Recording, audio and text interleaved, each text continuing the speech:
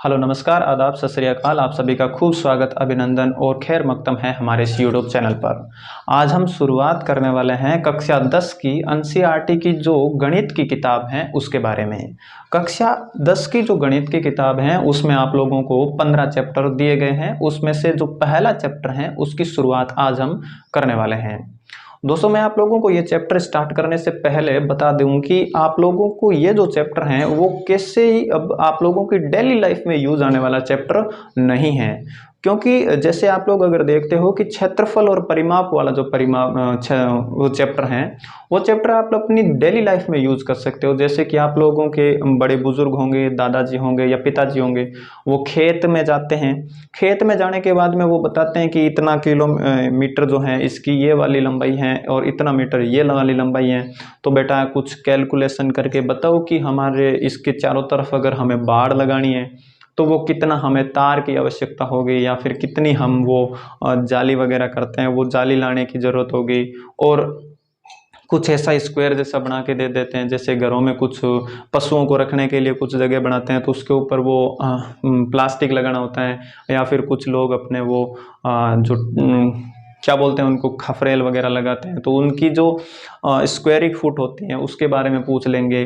तो उसको अगर आप लोगों ने मैथ वो जो क्षेत्रफल और परिमाप वाला चैप्टर किया हुआ है तो उनको आप अच्छे से सोल्व कर सकते हो, यानी कि इनका आप डेली लाइफ में यूज कर सकते हो।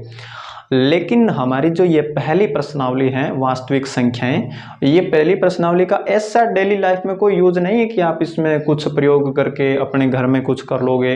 लेकिन ये जो प्रश्नावली है आपकी जो परीक्षा है उस परीक्षा की दृष्टि से काफी ज्यादा महत्वपूर्ण हो जाती हैं। और इसके पीछे का रीजन ये है कि जैसे आप लोगों अब बड़े हो गए तो आप लोगों ने केखे तो पढ़े होंगे। तो आप लोगों को आज ऐसा कौन सा पूछता है कि भाई के बाद में चौथा अक्षर कौन सा आता है? कोई नहीं पूछता।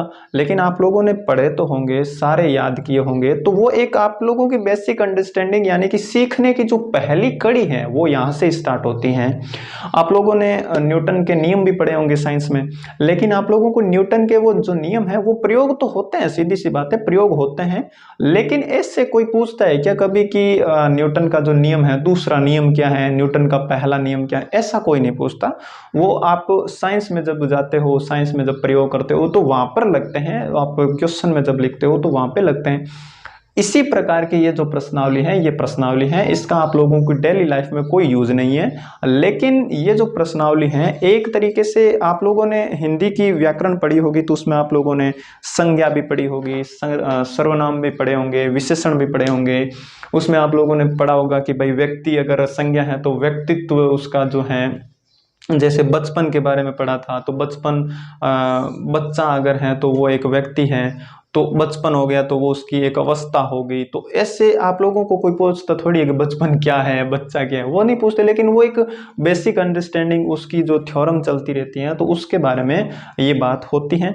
उसी प्रकार से अगर सबसे पहले तो हमारे टॉपिक का ही नाम लिख लेते हैं कि इसका नाम क्या है। तो ये इसका नाम है वास्तविक संख्या है। वास्तविक संख्या पहला आपका जो अध्याय है उसका नाम है वास्तविक संख्या, ठीक है, वास्तविक संख्या। तो इसे आप एक तरीके से मान सकते हो कि ये जो है वो गणित की जो है एक तरीके से व्याकरण है। तो मैं इसे यहां पर लिख देता हूं कि ये गणित की व्याकरण से स्टार्ट करते हैं इसको।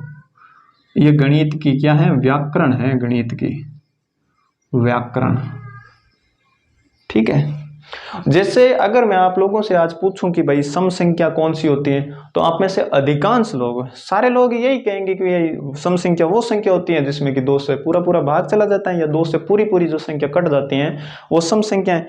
और विषम संख्या के बारे में अगर पूछूं तो वो आप लोग कहेंगे कि विषम संख्या वो संख्या होती है जो 2 से पूरी पूरी भाग नहीं जाती है या 2 से पूरी पूरी विभाजित नहीं होती है। और यही बात अगर आप लोग थ्योरम्स के रूप में देखें या थ्योरी के रूप में देखें तो सम संख्या क्या होती है? सम संख्या वो होती है जिसे कि आप 2m के रूप में लिख सके, यानी कि जिसमें 2 का पूरा पूरा जिसमें 2 की गुणा हुई हो और बाद में उसमें 2 का भाग चला जाता है तो 2m के रूप में लिखते हैं।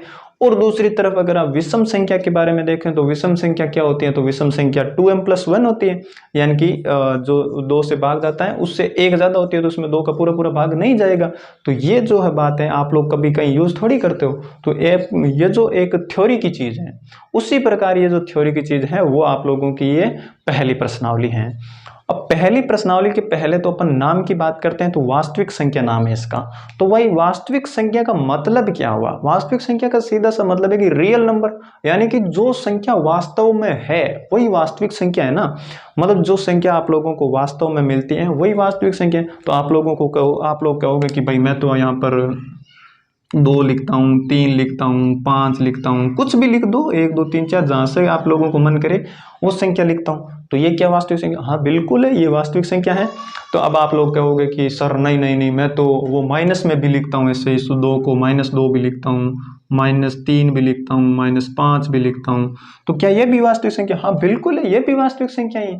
तो अब आप लोगों में से कुछ लोग ऐसे भी होंगे, वो कहेंगे कि मैं तो बट्टे में भी कभी कभी संख्या देखी है, ऐसे 1/2, 1/3, 1/4 ऐसे भी देखिए, क्या ये भी वास्तविक संख्या? हाँ बिल्कुल है भाई, ये वास्तव में संख्या होती है, तो ये वास्तविक संख्या है। प्रत्येक पूर्णांक वास्तविक संख्या ही तो होता है, मतलब पूर्णांक जो होता है वो वास्तविक संख्या है। अब कुछ और खतरनाक वाले होंगे, वो कहते हैं कि पॉइंटों में भी तो लिखते हैं ना, वो पॉइंटों वाली भी तो वास्तविक संख्या है, और संख्या तो है ही वास्तव में। तो ये सारी वास्तविक संख्या है, इन सभी के बारे में हमें देखना है कि ये वास्तविक संख्या जो है वो क्या या होती है। तो इसमें हम लोग जो है वास्तविक संख्याओं के गुण के बारे में पढ़ेंगे। सबसे पहले वास्तविक संख्या का जो गुण है, उन गुणों के बारे में आज की इस वीडियो में हम, मतलब आज का वीडियो में मैं कोई भी प्रसंग नहीं करने वाला हूँ, ये तो आप पहले ही सुन लीजिए, क्योंकि आज की इस पूरी क्लास में मैं आप लोगों की एक बेसिक अंडरस्टैंडिंग डेवलप करना चाहता हूं कि ये जो प्रश्नावली है उसका बेस क्या है। उस बेस के बारे में आज के इस वीडियो में मैं पूरी तरीके से बात करूंगा, कोई भी प्रश्न नहीं कराऊंगा, लेकिन कुछ उदाहरणों के माध्यम से आपको बताने का जरूर प्रयास करूंगा। ये जो गुण है उसके बारे में देखना है, तो उसमें आप लोगों को सबसे पहले एक यूक्लिड विभाजन प्रमेय का पढ़नी पड़ती है, यूक्लिड विभाजन प्रमेय का। अब आप लोग कहोगे कि ये क्या बड़े बड़े नाम आ गए, कुछ नहीं है, बिल्कुल आसान प्रमेय है, एकदम आसान शब्दों में मैं आपको बताऊंगा। ये जो यूक्लिड विभाजन प्रमेयिका है, प्रमेय नहीं है प्रमेयिका है, वह भी बताऊंगा कि प्रमेयिका और प्रमेय में क्या अंतर होता है, वो भी मैं आपको अभी इसी वीडियो में थोड़ी देर में बताऊंगा। और एक हमें पढ़नी है अंक गणित की आधारभूत प्रमेय, अंक गणित की आधारभूत प्रमेय, यानी कि बेस थ्योरम ऑफ अर्थमेटिक्स, वो वाली आधारभूत प्रमेय के बारे में आज हम इसमें बात करेंगे। अब ये देखिए, इन दो बातों के बारे में आज हम बात करेंगे। तो सबसे पहले तो आप लोगों को यहाँ पर ये अंतर नजर आएगा कि यहाँ पर मैंने प्रमेयिका लिखा है और यहाँ पर मैंने प्रमेय लिखा है। तो इसका क्या लॉजिक है कि मैंने यहाँ पे प्रमेयिका लिखा और यहाँ पे प्रमेय लिखा? तो इसके पीछे का कारण ये है कि प्रमेय जो होती है वो पहली बार दी जाती है, यानी कि उससे पहले कुछ नहीं होता है, वो सीधी एक थ्योरम निकल कर आती है और उसके बाद में उस पर प्रश्न जो है हम सोल्व करना शुरू करते हैं, और उसके बाद में उस प्रमेय का जो है हम अपनी तरीके से उसको यूज करते हैं। कभी उधर से यूज करते हैं, कभी उसको निकालने के लिए यूज करते हैं, कभी उसको सिद्ध करने के लिए यूज करते हैं। यानी कि पहली बार जो निकल कर आती है वो प्रमेय होती हैं। जैसे कि मैं आप लोगों को यहाँ पर बताता हूँ कि प्रमेय जो होती है, जैसे आप लोगों ने पाइथागोरस प्रमेय के बारे में तो सुना होगा, वैसे पढ़ाऊंगा मैं आप लोगों को। तो मैं सबसे पहले आप लोगों को प्रमेयिका और प्रमेय में अंतर स्पष्ट कर देता हूं कि प्रमेयिका क्या चीज होती है और प्रमेय क्या चीज होती है। तो ये जो प्रमेय जो होती हैं ये सबसे पहली बार आती हैं, वो जो है वो प्रमेय होती हैं, यानी कि पहली बार जो अवधारणा प्रस्तुत की जाती है उसी को जो है अपन क्या कहते हैं, प्रमेय कहते हैं, पहली बार आती है। जैसे इसमें आप उदाहरण लिख सकते हो पाइथागोरस प्रमेय, क्योंकि पाइथागोरस नाम के हमारे एक पाइथागोरस नाम के हमारे एक मैथमेटिशियन हुए हैं, गणितज्ञ हुए हैं, उन्होंने ये प्रमेय दी थी। तो पाइथागोरस प्रमेय के पीछे की भी एक कहानी है। पाइथागोरस नाम के एक जो गणितज्ञ हुए हैं उनके पास में से बताते हैं कि हमारी कहानियों में से हमारे सर जो हुआ करते थे, सीनियर सर हुआ करते थे, उन्होंने बताया था कि ये जो पाइथागोरस थे ये क्लास में बैठे थे, उनके पास में एक लंबी सी रस्सी थी, उस रस्सी में इन्होंने छोटी छोटी कई सारी गांठें बांध दी थी, गांठ को बांध दिया था। और उसके बाद में ये जैसे बच्चे खेल रहे होते हैं, तो उसने इन्होंने भी ऐसे एक ट्राइंगल बनाया, ट्राइंगल मतलब त्रिभुज बनाया, राइट एंगल यानी कि समकोण त्रिभुज बनाना शुरू किया। उन्होंने देखा कि एक बार ऐसे त्रिभुज बनाया और उसके बाद में ये देखा कि ये कर्ण है, उसके बाद में ये देखा कि आधार, ये लंब है और ये आधार है। उन्होंने कई बार इसको खोल खोल के बनाया, एक बार इसको लंबा किया, एक बार इसको चौड़ा किया, इसको बढ़ाया, इसको घटाया। तो उन्होंने देखा कि अगर वो लंब वाले की स्क्वायर करते हैं और आधार वाले का स्क्वायर करते हैं, तो हर बार ऐसी निकल कर आ रही थी कि ये जो है कर्ण के स्क्वायर के बराबर हो जाती थी। तो इसके बाद में उन्होंने एक नया आविष्कार ही कर दिया ना, नई खोज कर दी। तो वो जो होती है वो पाइथागोरस प्रमेय होती है, जिसे कि आप लोग पढ़ते हो कि कर्ण स्क्वायर बराबर लंब स्क्वायर प्लस आधार स्क्वायर के रूप में आप पढ़ते हो। तो ये जो थ्योरम है, ये जो पहली बार आई थी, इससे पहले ऐसा कुछ नहीं था कि ये जो है ऐसा कुछ था, समकोण त्रिभुज था या फिर ऐसी लंब वाली कर्ण वाली, ऐसी कुछ बात नहीं थी। ये जो प्रमेय है ये पहली बार निकल के आती है। अब जो ये प्रमेयिका होती है, ये प्रमेयिका जो होती है, इसमें प्रमेय का प्रयोग किया जाता है, यानी प्रमेय को यूज करके इसमें नई अवधारणाओं को जोड़ा जाता है। जैसे पाइथागोरस प्रमेय हो गई, उसका यूज करके कुछ नया ही आविष्कार कर देना, कुछ नई खोज कर देना, वो क्या है, प्रमेयिका है। और प्रमेय जो पहली बार आती है, इसमें हम प्रमेयिका का यूज करते हैं, यूज ऑफ प्रमेय, ठीक है। प्रमेय का यूज करके जो एक नई अवधारणा विकसित की जाती है, उसी को प्रमेयिका कहते हैं। और इसी प्रकार से यहाँ पर यूक्लिड विभाजन प्रमेयिका लगा, और यहाँ पर अर्थ अंक गणित की जो है वो आधारभूत प्रमेय नाम लिखा है। अब आप लोगों को पूरा क्लियर हो गया होगा कि प्रमेयिका में क्या अंतर होता है, प्रमेयिका क्या चीज होती है और प्रमेय क्या चीज होती है। आप लोगों को पूरा क्लियर हो गया होगा। अगर क्लियर हो गया तो आगे की मैं आपको बात बताना शुरू करता हूँ। आगे की बात ऐसी है कि आप लोगों ने बचपन में भी पढ़ा होगा कि हम जब भाग देते थे, किसी भी संख्या को भाग देना होता था, जैसे कि हम 2 को देते थे 5 से भाग देते थे, 2 का 5 में भाग देते थे, तो हमारे यहाँ पर आता था 2 और यहाँ पर 4 लिखते थे, यहाँ पे 1 लिखते थे, भाई शेषफल बचता था।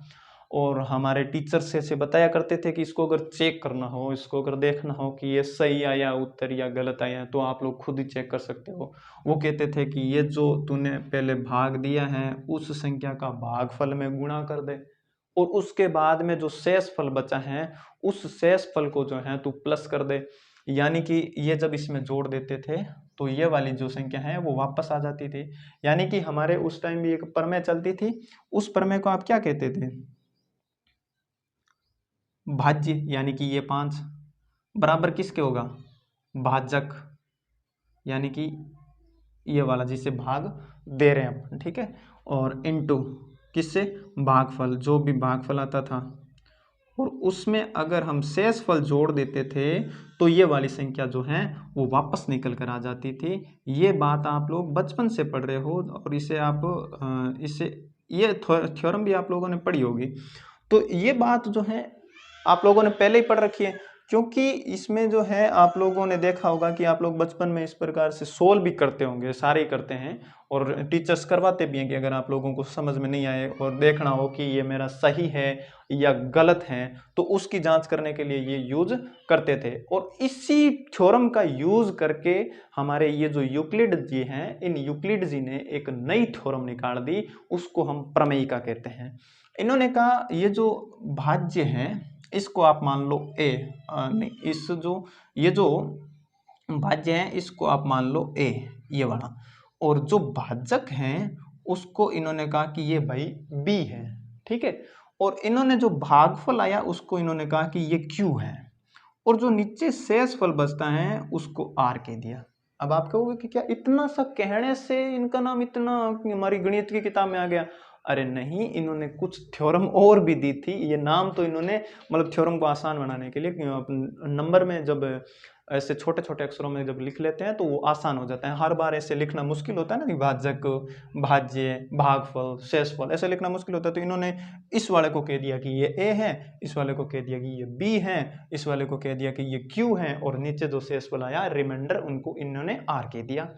इतना कहने से इनका नाम नहीं है, इन्होंने कुछ थ्योरम और भी दी थी। और इन्होंने कहा था कि इसको अगर सिंपल फॉर्म में लिखे तो ऐसे भी लिख सकते हैं ना, ए बराबर B B Q plus R, ये होता है, ये होता है। और इन्होंने एक और भी बात की थी कि ये जो आपका शेषफल है यानी कि आर है, ये जो शेषफल है ये कभी भी, ये जो हमेशा जो है आप लोगों का या तो जीरो के बराबर होगा, ये शेषफल जो है वो हमेशा या तो जीरो के बराबर होगा या जीरो से हमेशा बड़ा होगा। यहाँ पर देख लीजिए, जीरो से भाग छोटा तो नहीं है और जीरो के बराबर हो सकता है। जैसे कि अगर आप लोगों को मैं यहाँ पर 4 से भाग दे दूं, 4 से इसमें भाग देता हूं तो यहाँ पर जीरो आ जाता है, तो ये जीरो के बराबर हो गया। लेकिन ऐसा नहीं कि यहाँ पे कभी माइनस में 1 आ जाए, ये माइनस में नहीं आएगा, हमेशा जीरो हो सकता है या फिर जीरो से बड़ा हो सकता है, जीरो के बराबर हो सकता है, लेकिन जीरो से कभी छोटा नहीं होगा, यानी कि माइनस में कभी भी रिमाइंडर नहीं आएगा, शेषफल नहीं आएगा। और इन्होंने एक बात और भी कही थी, ये जो शेषफल है ये हमेशा आप लोग जिस संख्या से ये जो भाग दे रहे हो उससे भी छोटा होगा।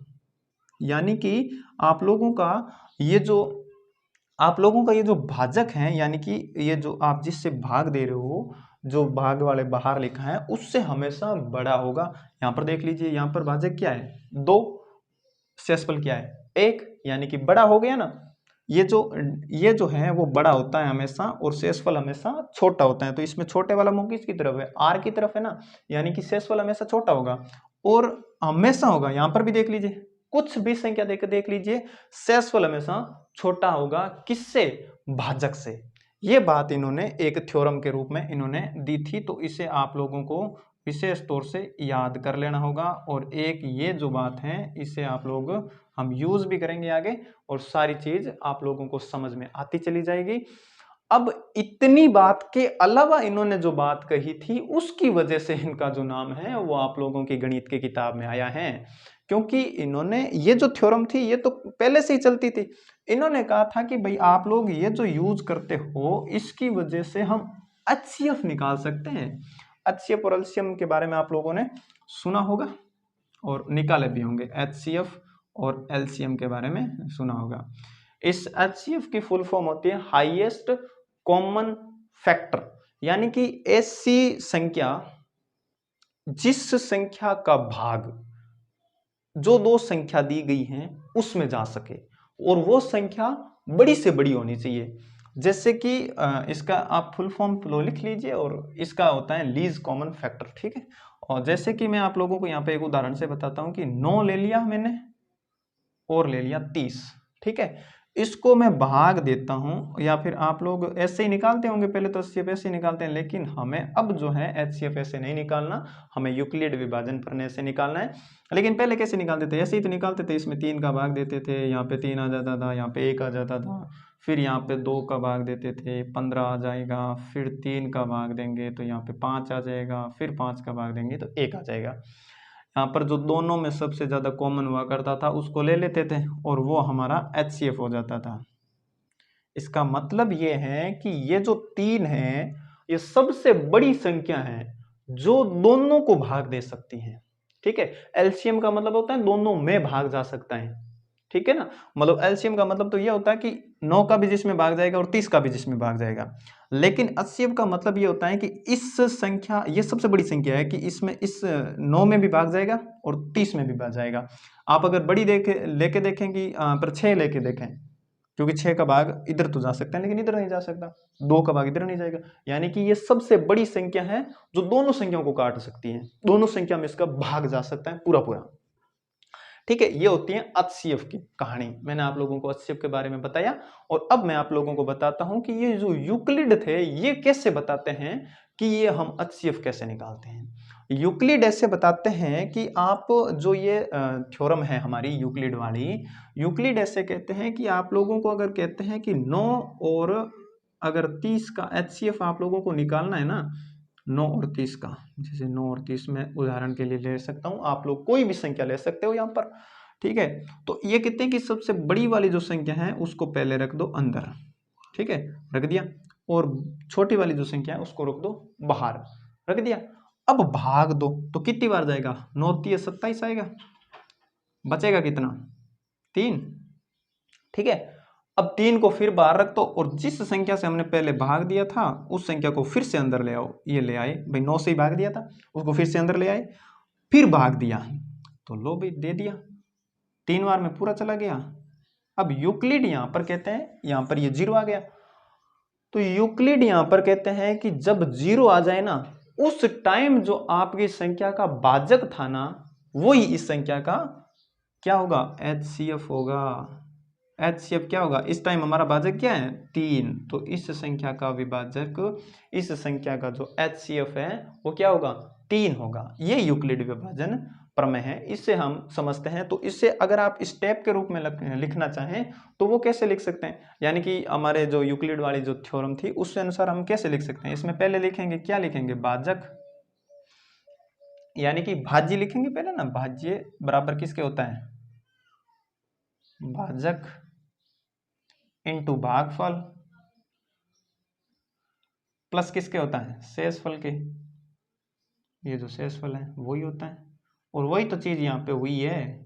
यहाँ पर अपना भाज्य क्या है 30 है, बराबर किसके, पहले किसका भाग दिया था 9 का भाग दिया था, किस में दिया था तो आया कितना था 3 आया था, और शेषफल कितना बचा था 3, तो यहाँ से 27 हो जाएगा और ये इसमें ऐड करेंगे तो वापस 30 आ जाएगा।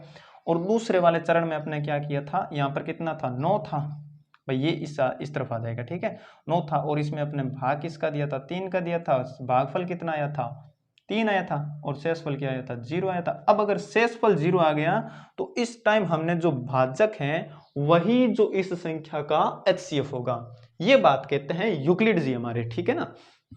इसे आप 2-3 एग्जाम्पल के रूप में करके देख सकते हैं, और आप कहें तो एक तो उदाहरण मैं आप लोगों को और भी दे दूंगा, और तो एक उदाहरण के माध्यम से और बता देता हूं जिससे कि आप लोगों को अच्छे से ये क्लियर हो जाए कि हम यूक्लिड विभाजन में पढ़ते क्या हैं, ठीक है। तो यूक्लिड की एक और मैं आप लोगों को उदाहरण देके बता देता हूं। मैं आप लोगों को कहता हूं अगर 27 और कोई भी संख्या ले सकते हो आप लोग, ठीक है ना। मैं तो आप लोगों को उदाहरण देने के लिए कुछ 1-2 संख्या लेकर बता रहा हूँ। 27 और 18 ले लेते हैं आप, ठीक है। 27 और 18 का HCF लेना है तो यूक्लिड के अनुसार क्या होता है, छोटी वाली संख्या को बाहर रखो, बड़ी वाली संख्या को अंदर रखो, उसके बाद में भाग दो। तो यहाँ पे भाग कितनी बार में जाएगा बताना जरा, एक बार में जाएगा, ज़्यादा जाएगा नहीं, ठीक है। एक बार में भाग चला जाएगा तो यहाँ पे कितना आएगा 18 आएगा ना, और बचेगा शेषफल कितना बचेगा 9 बचेगा, 9 शेषफल बच गया। शेषफल को अब बाहर रख लेते हैं, जिस संख्या का पहले भाग दिया था उसको अंदर ले आते हैं, ले आए कितनी बार में गया 2 बार में, पूरा पूरा चला गया तो पूरा पूरा चला गया तो 0 आ गया, तो इस संख्या का HCF क्या हो जाएगा, इस संख्या का HCF जो है वो 9 हो जाएगा। समझे, नहीं समझे तो कमेंट बॉक्स में जरूर बताइएगा, ठीक है। और आप लोग करने की जरूर कोशिश कीजिएगा इन सवालों को। इसमें आप कैसे लिख सकते हो कि 9 को 1 से पहले ऐसे लिख सकते हो ना भाई, 18 को 1 से गुणा किया और उसमें 9 जोड़ दिए तो अपना क्या आ गया 27 आ गया। और यहाँ पे क्या लिख सकते हो, 9 को 2 से गुणा किया प्लस 0 जोड़ा तो क्या आ गया 18 आ गया। यही तो है यूक्लिड विभाजन पर में, यहाँ पर HCF क्या आ गया 9 आ गया, HCF 9 आ गया ना। यही जो बात है ये यूक्लिड महोदय ने हमें बताई थी, ठीक है।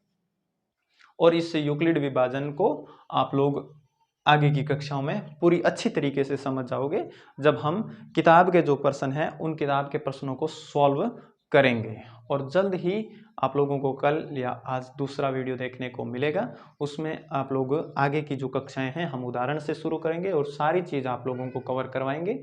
और ऐसी कोई बात जो समझ में ना आई हो तो हमें कमेंट बॉक्स के माध्यम से ज़रूर पूछ लीजिएगा। तो आज के इस वीडियो में इतना ही रखते हैं। अगर आप लोगों को वीडियो अच्छा लगा हो तो अपने जो लाइक वाला बटन है उस लाइक वाले बटन के साथ में हाथापाई कर लीजिएगा, और सब्सक्राइब वाला बटन दबाना बिल्कुल मत भूलिएगा। धन्यवाद, मिलते हैं नेक्स्ट वीडियो में।